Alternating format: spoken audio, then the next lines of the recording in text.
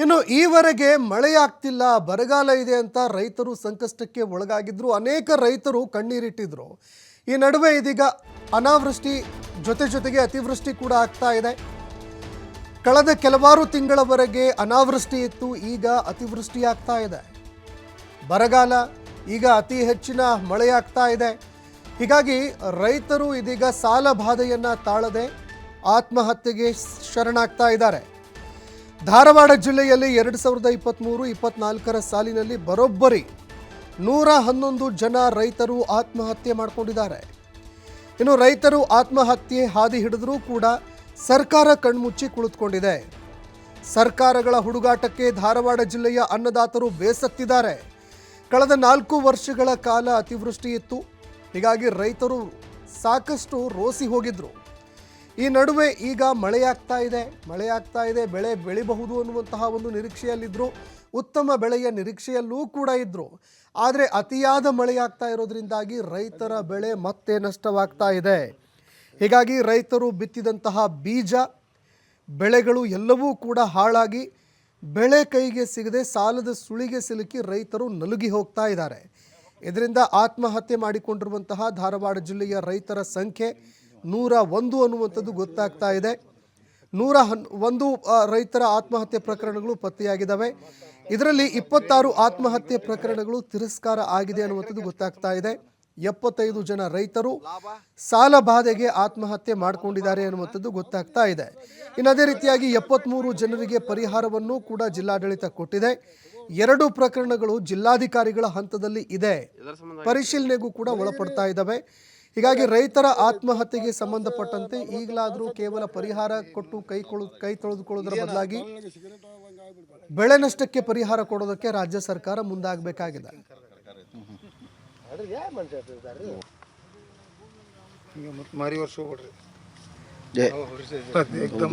ಇದೇ ವಿಚಾರಕ್ಕೆ ಸಂಬಂಧಪಟ್ಟಂತೆ ನಮ್ಮ ಪ್ರತಿನಿಧಿ ಯಲ್ಲಪ್ಪ ಸೋಲಾರಗೊಪ್ಪ ರೈತರನ್ನ ಮಾತನಾಡಿಸಿದ್ದಾರೆ.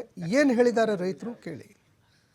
ಕಳೆದ 4 ವರ್ಷ ಅತಿವೃಷ್ಟಿ, ಹೋದ ವರ್ಷ ಅನಾವೃಷ್ಟಿ, ಹೀಗಾಗಿ ಇವತ್ತು ತನ್ನ ಬದುಕು ಇವತ್ತು ಅತಂತ್ರವಾಗಿದೆ. ಬಿತ್ತಿದ ಬೀಜಗಳು ಮೊಳಕೆ ಹೊಡೆಯದೆ ಭೂಮಿಯಲ್ಲಿ ಕಮರಿ ಹೋಗಿವೆ. ಇಲ್ಲಿ 101 ಜನ ಇವತ್ತು ನೇಣಿಗೆ ಕೊರಳೊಡೆದರೆ ಆತ್ಮಹತ್ಯೆ ಮಾಡಿಕೊಂಡಿದ್ದಾರೆ. ಹೀಗಾಗಿ ರೈತ ಮುಖಂಡರು ನಾನು ಮಾತಾಡ್ತೀನಿ. ಸರ್, ಏನು ಮಾಡ್ತೀವಿ ಸರ್ಕಾರ? 101 ಜನ ಆತ್ಮಹತ್ಯೆ, ಒಬ್ಬರಲ್ಲ ಇಬ್ಬರಲ್ಲ. ಈ ಕರ್ನಾಟಕ ಅಂತೇಳಿದರೆ ಒಂಥರ ಅನಾಥ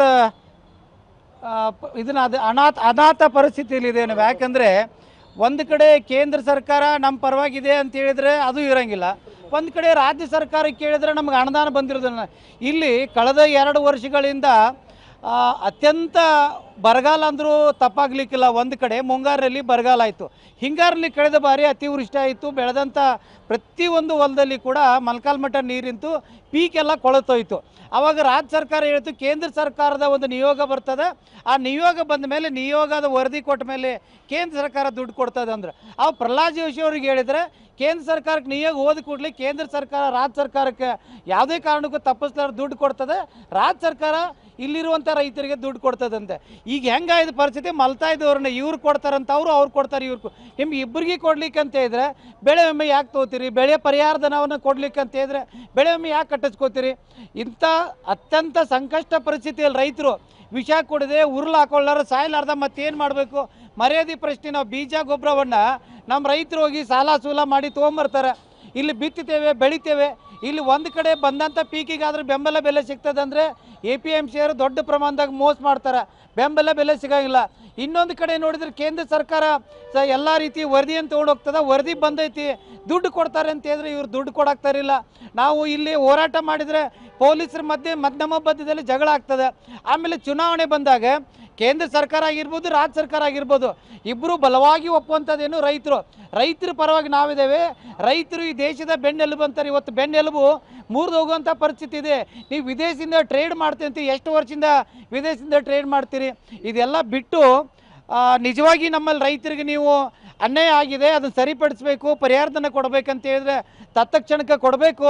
ಇಲ್ದಿದ್ರೆ ಕೇಂದ್ರ ರಾಜ್ಯ ಸರ್ಕಾರ ಎರಡೂ ಸೇರಿಕೊಂಡು ವಿಷ ಕೊಡುವಂಥ ಒಂದು ದುಸ್ಸಾಹಸಕ್ಕೆ ನೀವು ಕೈ ಹಾಕಬೇಕಾಗ್ತದೆ ಅಂತ ಹೇಳಕ್ಕೆ ಇಷ್ಟಪಡ್ತೀನಿ. ಈಗಲೇ ಕಳೆದ ಒಂದು ವರ್ಷ ಅಂದರೆ 2023 ಮತ್ತು 24ರಲ್ಲಿ 101 ಜನ ರೈತರು ಆತ್ಮಹತ್ಯೆ ಮಾಡಿಕೊಂಡಿದ್ದಾರೆ. ಹೀಗಾಗಿ ರೈತರು ಆತ್ಮಹತ್ಯೆ ಹಾದಿ ಹಿಡಿಬಾರ್ದು ಅಂದರೆ ಸರ್ಕಾರ ಇಲ್ಲಂದರೆ ತಕ್ಷಣ ಆ ಕುಟುಂಬಗಳಿಗೆ ಪರಿಹಾರವನ್ನು ಕೊಡಬೇಕು. ಈಗಾಗಲೇ ಅಂತಂದರೆ ರೈತ ಸಾಲ ಸೂಲು ಮಾಡಿದ್ದಾನೆ, ಬೀದಿಗೆ ಬಿದ್ದಾನೆ, ಅಂತಹ ಕುಟುಂಬಗಳನ್ನು ಕೈ ಹಿಡಿಬೇಕು. ಇಲ್ಲದೆ ಹೋದರೆ ಕಳೆದ 2 ವರ್ಷ ಅವಧಿಯಲ್ಲಿ ಇವತ್ತು ಬೆಳೆ ತುಂಬಿದ ರೈತನಿಗೆ, ಬೆಳೆ ವಿಮೆ ತುಂಬಿದ ರೈತನಿಗೆ ಬೆಳೆ ವಿಮೆ ಸಿಕ್ಕಿಲ್ಲ. ಹೀಗಾಗಿ ಕೇಂದ್ರ ಸರ್ಕಾರ ಆಗಲಿ ರಾಜ್ಯ ಸರ್ಕಾರ ಆಗಲಿ ಈ ಸಂಪುಟನೂ ಸಹ ಇಲ್ಲಿ ಅಂದರೆ ಕಣ್ತೆರೆದು ನೋಡಬೇಕು ಅನ್ನೋದು ಅನ್ನದಾತನ ಮಾತು. ಕ್ಯಾಮ್ರಾ ಪರ್ಸನ್ ಜೊತೆ ಯಲ್ಲಪ್ಪ ಸೊಲರಗೊಪ್ಪ, TV5 ಹುಬ್ಬಳ್ಳಿ.